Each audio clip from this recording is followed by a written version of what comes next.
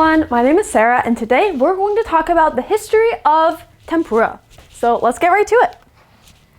In Japanese cooking, deep-fried vegetables, seafood, and meat are called tempura. The batter for tempura is known for becoming light and crisp when fried in hot oil. Tempura is also commonly served as a side dish for meals such as udon, soba, and donburi. So, how many of you guys like Japanese food?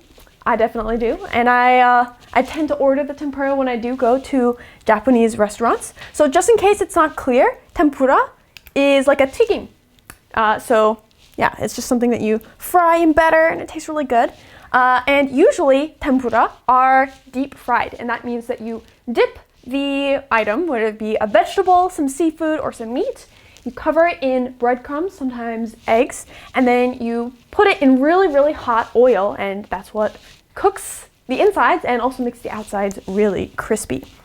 And so the outside part, which can be made from flour, eggs, breadcrumbs, or a number of different things. Sometimes you can even use Doritos or potato chips. I've heard it's pretty good. The outside liquidy layer that becomes the breading or the crisp outside is called batter. So you can make batter for cake, you can make batter for deep fried items, and yeah, this word batter is just used for all kinds of, liquidy cooking things that we use in cooking. The technique of making fritters was introduced into Nagasaki by Portuguese missionaries and merchants during the 16th century. The word tempura comes from quattuor anni tempora, a Latin phrase referring to ember days, which are periods of prayer and fasting observed by Catholics. Early forms of tempura were known to be richer as they were fried in lard.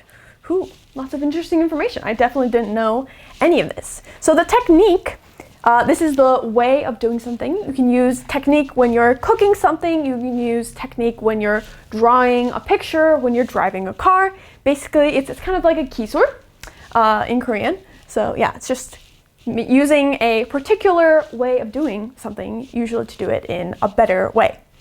So this technique for making fritters or 튀김 or tempura was actually introduced by Portuguese missionaries or 선교사.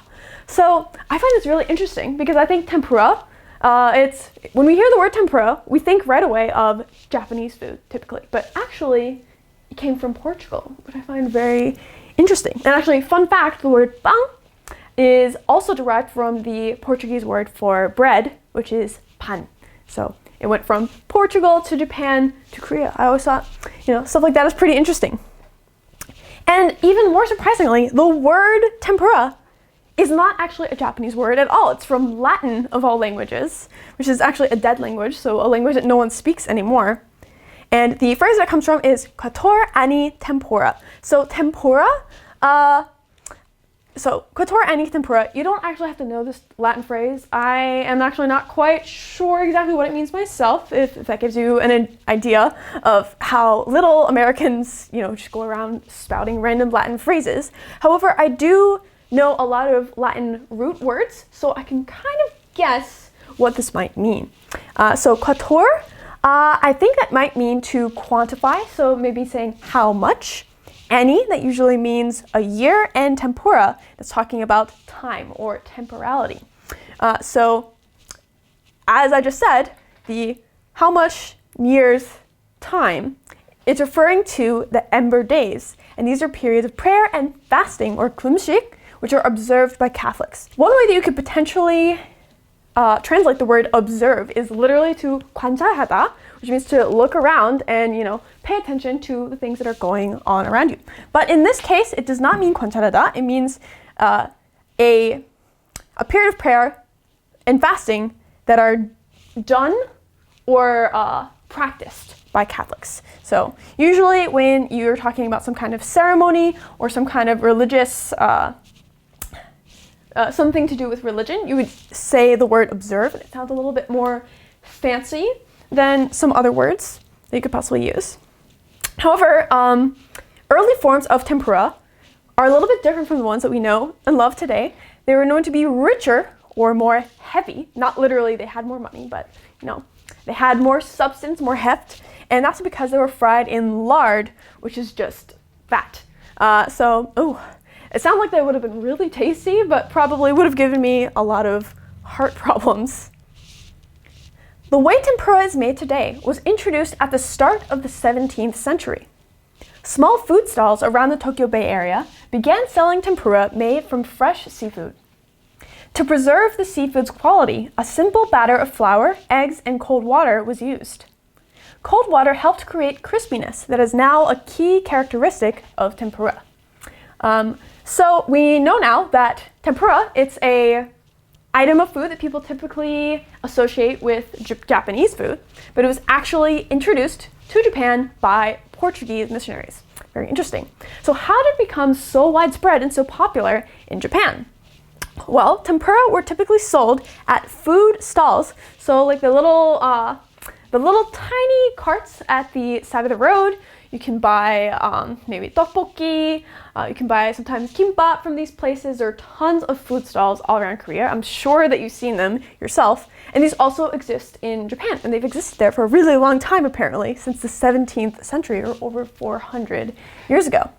So these food stalls in the Tokyo Bay area began selling tempura made from fresh seafood. Oh, that just sounds absolutely amazing. However, when you're selling seafood, the problem is a lot of times the seafood starts to smell not so pleasant and it stops being super fresh after you've had it outside of the ocean for just a few hours. So to preserve or 보존하다 the seafood's quality, they used a batter made from flour, eggs, and cold water to fry the seafood, and that way it can stay the same high quality but also stay out of the water for longer periods of time, which makes it cheaper and also more accessible to people like you and me. So by using the cold water instead of hot water, it helped create a crispiness or like a 바삭바삭 kind of feeling. And that crispiness that we now associate with 튀김, can you imagine a 튀김 or a tempura that doesn't have a crispy outside layer? I don't know, it just doesn't sound very good.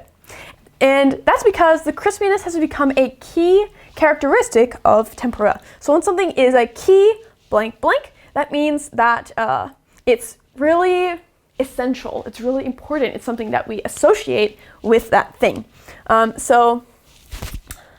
Perhaps you could say that spiciness is a key characteristic of good tteokbokki or Korean food in general, or kimchi jjigae, stuff like that. Because can you imagine tteokbokki that's not spicy at all? I don't know, it doesn't sound quite like tteokbokki. Tteokbokki has to be a little bit spicy, or it's not super good. All right, well, that was our lesson today for the history of tempura. I hope that you guys enjoyed this video, and if you're hungry, maybe you can go enjoy a snack of 튀김 or tempura next time you have some time. All right, well, I hope that all of you have a wonderful day, and I'll see you guys again later. Bye!